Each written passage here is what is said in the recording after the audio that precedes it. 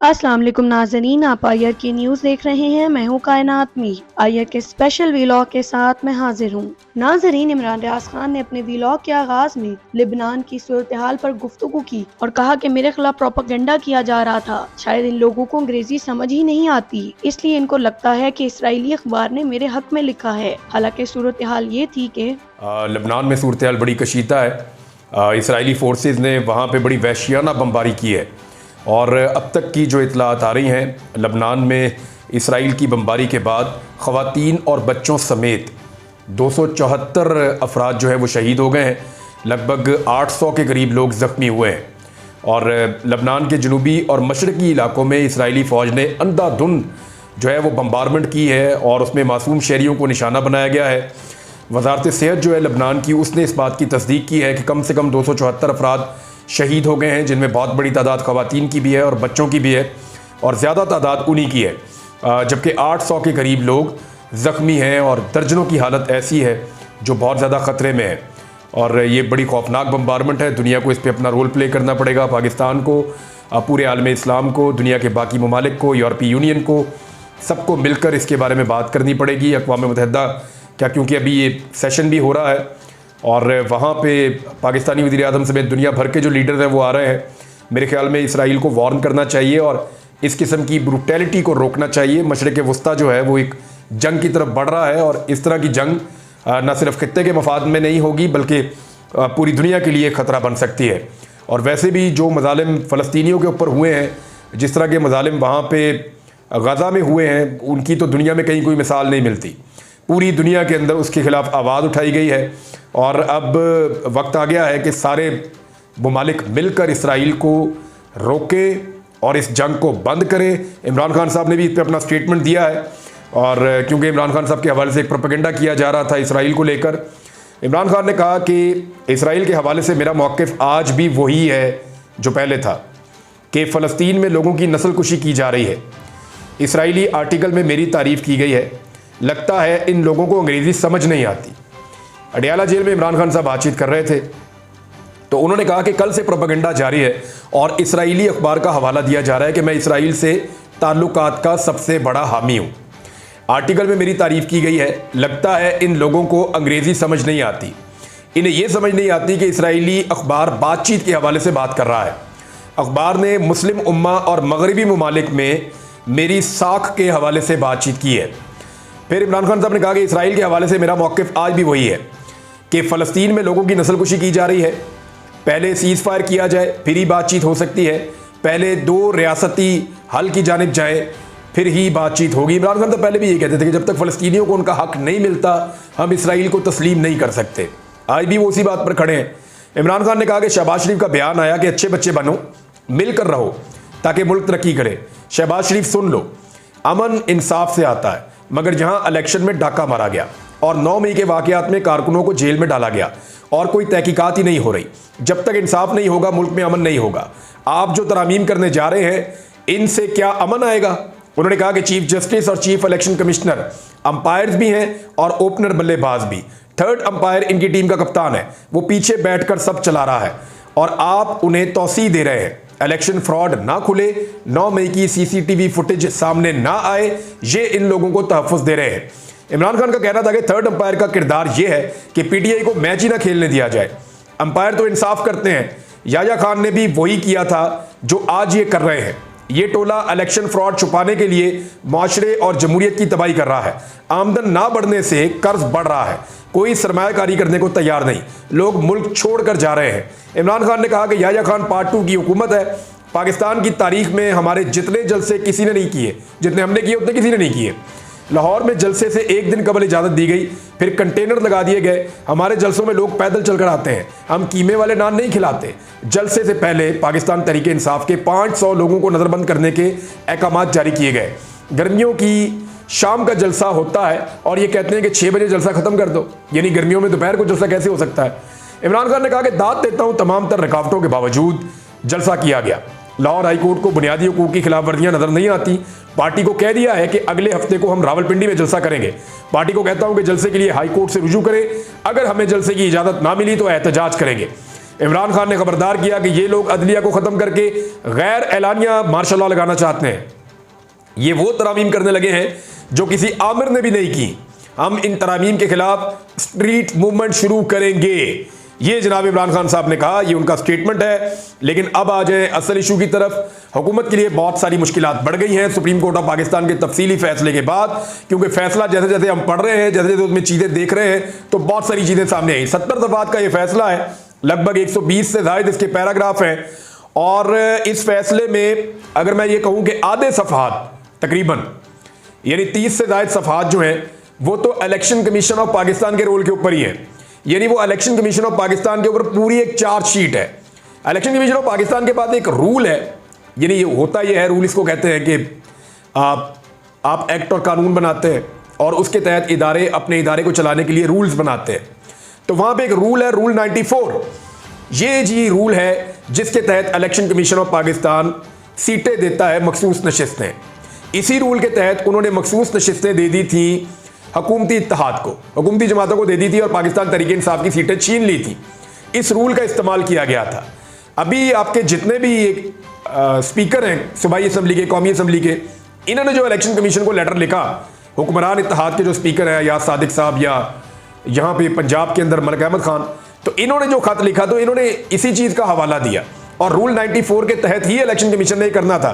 मगर यहाँ हुआ क्या कि रूल 94 को ही उड़ा कर रख दिया है। रूल 94 को कलअदम करार दे दिया सुप्रीम कोर्ट ऑफ पाकिस्तान ने इस फैसले में। यानी ये रूल ऐसे कहता है कि जिसके पास इंतखाबी निशान नहीं है वो पॉलिटिकल पार्टी नहीं है। तो अदालत ये कहती है कि ये कैसे हो सकता है, इंतखाबी निशान तो एक पेनल्टी है, एक सजा है, और पॉलिटिकल पार्टी खत्म करने का इख्तियार तो इलेक्शन कमीशन के पास है ही नहीं। ये इख्तियार तो सुप्रीम कोर्ट ऑफ पाकिस्तान के पास है। आप अपने तौर पे कैसे एक पॉलिटिकल पार्टी को खत्म कर सकते हैं? लिहाजा ये रूल ही गलत है। उन्होंने इस रूल को आइन से और कानून से मुतसादिम करार देते हुए इस रूल को फारिग कर दिया है। दूसरा, इसके अंदर जो है वो कादी फायदी साहब ने जो 9 सवालात उठाए थे उनके भी बड़े तसल्ली बख्श जवाब जो हैं वो जस्टिस मंसूर अली शाह साहब ने जब तफसीली फैसला लिखा उसके अंदर उन्होंने जवाब दे दिए हैं। यानी जो इस फैसले को खिलाफ वर्जी करने के लिए जो कुछ भी हुकूमत ने अब तक किया था या मखसूस नशिस्तों को हथियाने के लिए जो कुछ भी हुकूमत ने अब तक किया था, उस सारे के ऊपर पानी फिर गया है इस तफसीली फैसले के आने के बाद। उन्होंने कहा कि सूरत हाल इस वक्त ये है कि मौलाना फजलुर रहमान अपने मौक़िफ़ पर डटे हुए हैं क्योंकि उनको उनकी पार्टी की जानिब से शदीद दबाव का सामना है। वो जानते हैं कि आईनी तरमीम अवामी नफ्स के खिलाफ है और इस वक्त मौलाना को नजर आता है कि अवाम के साथ खड़े होने पर किस दर्जे की मकबूलियत मिलती है। लिहाजा बाद में होने वाली सूरत हाल का तो कहा नहीं जा सकता, मगर मौजूदा सूरत हाल में मौलाना फजलुर रहमान इस वक्त हुकूमत के साथ जाते नहीं दिखाई दे रहे। दूसरी जानिब तहरीक इंसाफ के बंदे अभी तक मुकम्मल तौर पर हुकूमत के काबू में नहीं आए और ना ही नंबर पूरे हो सके हैं, बल्कि अब तो पीटीआई ने भी अपने कुछ बंदों को कंट्रोल करने की कोशिशें शुरू कर दी हैं। और सोने पे सुहागा 63A का फैसला इसी रोशनी में फ्लोर क्रॉसिंग न करने की एक वजह भी है। इससे हुकूमत ने फैसला किया था कि आईनी तरमीम जल्द अज जल्द पास करके किसी भी तरह मखसूस नशिस्तों को हथिया लिया जाए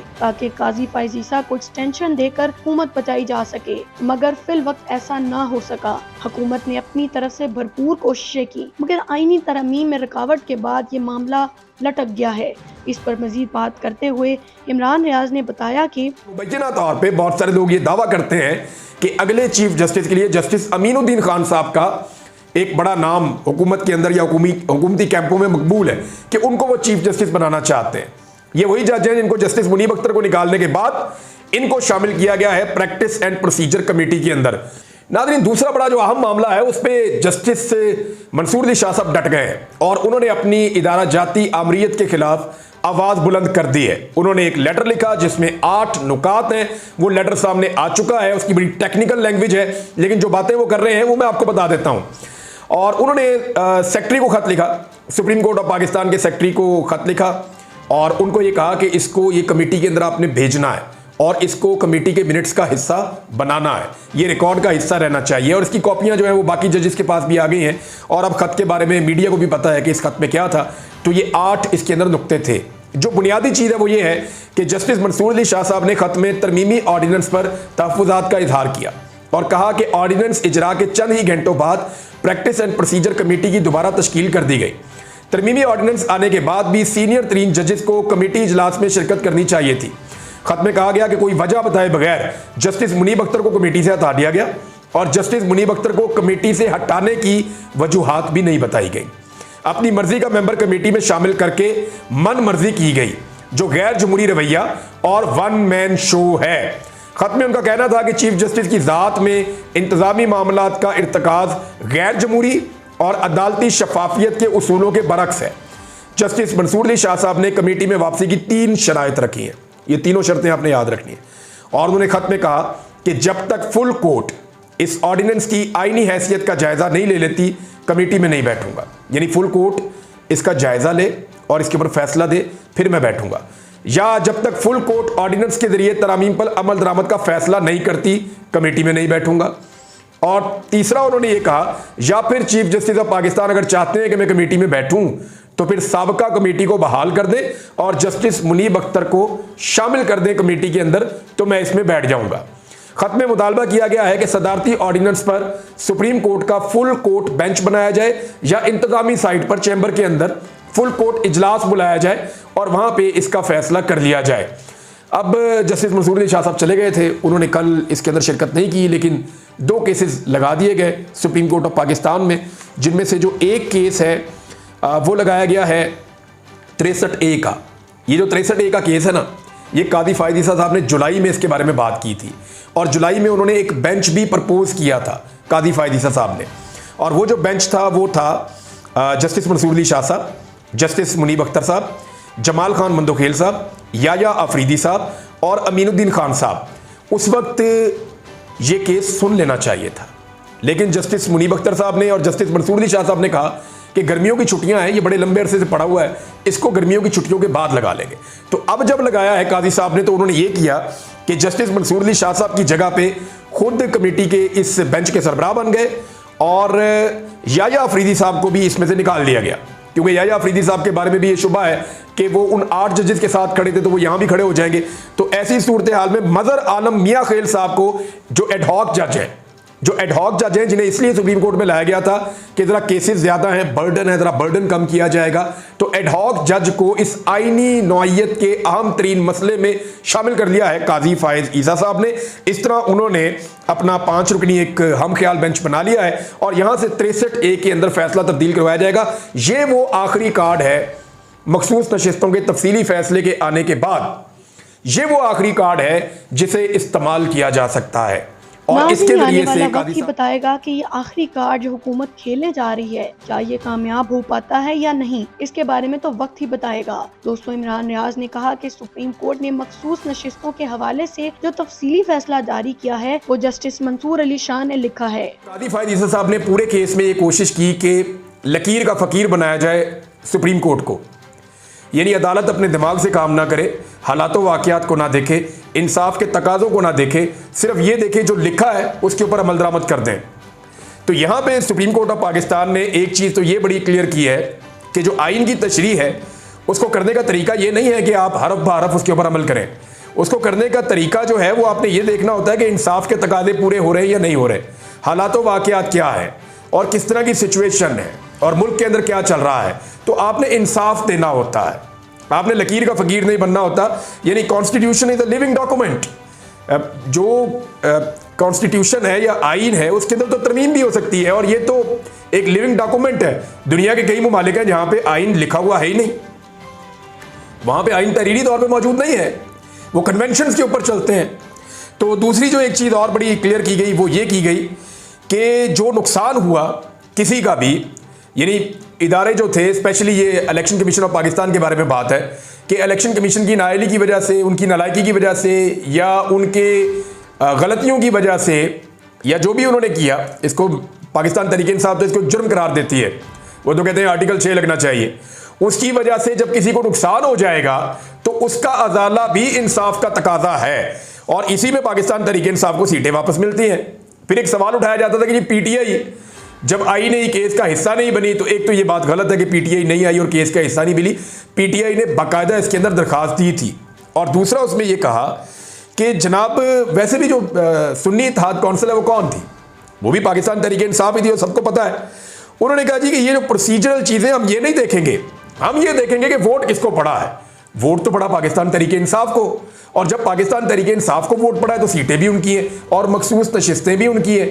तो पाकिस्तान तहरीक इंसाफ के हवाले से यानी जो PMLN का मौक़िफ़ था वोट को इज्जत दो, उस बयानिए के साथ ये 8 जजेस पूरी ताकत के साथ खड़े हो गए। एक और सवाल जो बार बार उठाया जाता रहा वो ये था कि जनाब मामला ये है कि सियासी जमातों ने मखसूस नशिस्तें ले ली, अब उनसे वापस क्यों ली जाए, उन्होंने तो मखसूस नशिस्तों की लिस्टें दे दी हैं। तो मामला इंसाफ का है, जिसका मैंडेट है मखसूस नशिस्तें उसी को मिलेंगी। अब सुप्रीम कोर्ट ने दोबारा से क्लियर किया कि तहरीक इंसाफ एक सियासी जमात है, ये बहुत वजाहत के साथ चीज़ सामने आ गई है। और PTI केस की फरीक बनने की दरख्वास्त हमारे सामने मौजूद थी। अमूमी तौर पर फरीक बनने की दरख्वास्त पर पहले फैसला किया जाता है। ये अदालत कई मुकदमात में कह चुकी है कि मुकम्मल इंसाफ करते हुए अदालत किसी तकनीकी उसूल की पाबंद नहीं है, हमें इंसाफ करना होता है। फिर यह भी क्लियर कर दिया कि जो आज़ाद उम्मीदवार हैं वो पाकिस्तान तहरीक इंसाफ के उम्मीदवार थे, ये डिक्लेयर कर दिया। काजी साहब ने और 11 जजेस ने, यानी ये 8 जजेस और 3 जजेस मजीद 11 जजेस ने बड़ा खुलकर ये बात कही थी कि जनाब ये जो 39 मेंबर्स हैं ये पाकिस्तान तहरीक इंसाफ के हैं, बाकी जो है वो आज़ाद है। लेकिन 8 जजेस ने फिर जो तफसीली फैसला दिया है उसके अंदर भी दोबारा ये कह दिया कि ये सारे पाकिस्तान तहरीक इंसाफ के उम्मीदवार हैं। PTI ने दावा किया कि आज़ाद उम्मीदवार भी PTI के उम्मीदवार थे और वोटर ने इनको PTI का उम्मीदवार होने की हैसियत से वोट दिया है। फिर इलेक्शन कमीशन और पाकिस्तान के कंडक्ट के ऊपर बड़े संजीदा सवाल उठ गए हैं और इस फैसले ने इलेक्शन कमीशन ऑफ पाकिस्तान को क्लीन बोल्ड कर दिया है। अदालत ने इलेक्शन कमीशन के रवैये पर हैरानी का इजहार करते हुए कहा कि इलेक्शन कमीशन बुनियादी फरीक मुखालिफ के तौर पर यानी इलेक्शन कमीशन तो ऐसा लग रहा था कि पाकिस्तान तहरीक इंसाफ का कोई मुखालिफ उम्मीदवार है, मैदान में आया हुआ है। और यह बड़ी हैरत का इजहार किया सुप्रीम कोर्ट ऑफ पाकिस्तान ने इसमें कि इलेक्शन कमीशन को तो एक ऐसे इदारे के तौर पे आना चाहिए था जिसके लिए सारे उम्मीदवार या सारी पॉलिटिकल पार्टी एक जैसी होती, लेकिन इलेक्शन कमीशन ऑफ पाकिस्तान हैरान कुन हद तक यहां पे एक पॉलिटिकल फरीक के तौर पे नजर आ रहा था। हालांकि इसका बुनियादी काम सिर्फ साफ और शफाफ इंतखाबात करवाना है। इलेक्शन कमीशन मुल्क में जमहूरी अमल का जामिन और हुकूमत का चौथा सुतून है और वो फरवरी 2024 में अपना ये किरदार अदा करने में नाकाम रहा। ये बहुत बड़ा एक सवालिया निशान उठ गया है और इलेक्शन कमीशन ऑफ पाकिस्तान के खिलाफ ये एक बहुत बड़ा फैसला आ गया है। आगे सुप्रीम कोर्ट ऑफ पाकिस्तान ने रूल्स का हवाला दिया, आइन के आर्टिकल्स का हवाला दिया, इलेक्शन एक्ट का हवाला दिया और इससे यह साबित किया कि किस तरह इलेक्शन कमीशन ऑफ पाकिस्तान ने इन चीज़ों की मुखालफत की है। जमहूरियत में इनफरादी या इज्तिमाई हकूक में कम से कम मुदाखलत यकीनी बनानी चाहिए। इंतखाबी निशान वापस लिए जाने का मतलब ये नहीं कि सियासी जमात के आइनी हुकूक खत्म हो गए हैं। नाज़रीन, अब इस फैसले का मुल्की सियासत पर क्या असरात होते हैं ये तो आने वाले दिनों में ही पता चल सकेगा। आप हमें कमेंट सेक्शन में अपनी कीमती राय का इजहार जरूर कीजिएगा। आपके ख्याल में क्या आईनी तरमीम पास हो सकेंगी और क्या काजी फाइज ईसा चीफ जस्टिस के ओहदे पर बरकरार रहेंगे या Mansoor Ali Shah chief justice of Pakistan बनेंगे। अब तक के लिए इतना ही। देखते रहिए IRK न्यूज़ और अपने चैनल को लाइक और सब्सक्राइब करना ना भूलिएगा। अल्लाह हाफिज।